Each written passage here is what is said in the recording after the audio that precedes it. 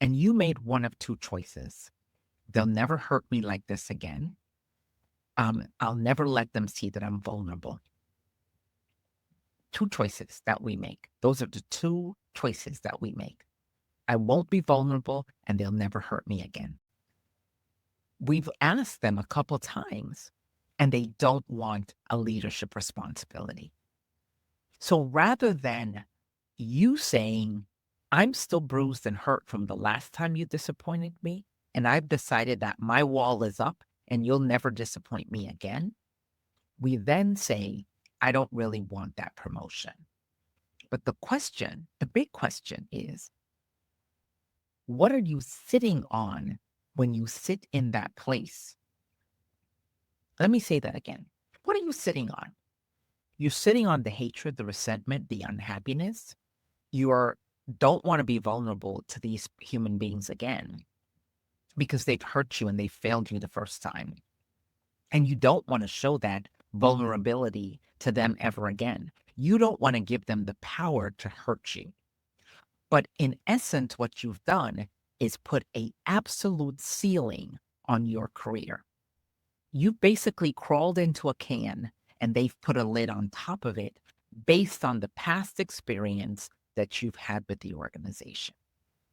And I agree with all of what she said around forgiveness. We have to work through it. But when we are at work and it is dependent on us to show up every day to get a paycheck, and we are grappling with things that happened to us in the past, and we don't feel that we have the muscle to walk out the door, and we feel trapped because maybe we don't have the skill set to get another job, there's a level of forgiveness that has to occur so that you look at that employer differently. You look at that employer and you say, what is my possibilities here? And how do I move past what happened in the past to find my future here? Because rather than sitting there and feeling that you're stuck, right? Rather than sitting there and feeling that you have no options and no opportunity, forgiveness becomes the first step towards repairing what is broken or what they have broken in you and finding a way forward so that you can build the life and career that you want. If you cannot forgive, let me say this again. If you cannot forgive, you can never see what's possible for you in that environment. Let me restate this. If you are holding on to the resentment, the anger, the hatred, all of that stuff from the past, of the things that they have done to you, that were horrible. No one is saying what they did to you was right.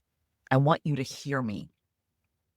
If you cannot forgive, you will never see what's possible for you in the environment. And if you cannot forgive them for what they have done to you, you cannot succeed there. Forgiveness is not a crutch. It is a tool. Let me say that again. Forgiveness is not a crutch. It is a tool. For Black women in particular, the act of forgiveness can often be a repeated cycle. We forgive our husbands, our boyfriends, our family, our parents, our cousins, our aunts, our people who take a crap on us. We forgive and we forgive and we forgive without recognizing that forgiveness is not the bridge. It's the tool to build the bridge. If I can forgive you, I can build a different bridge in our relationship.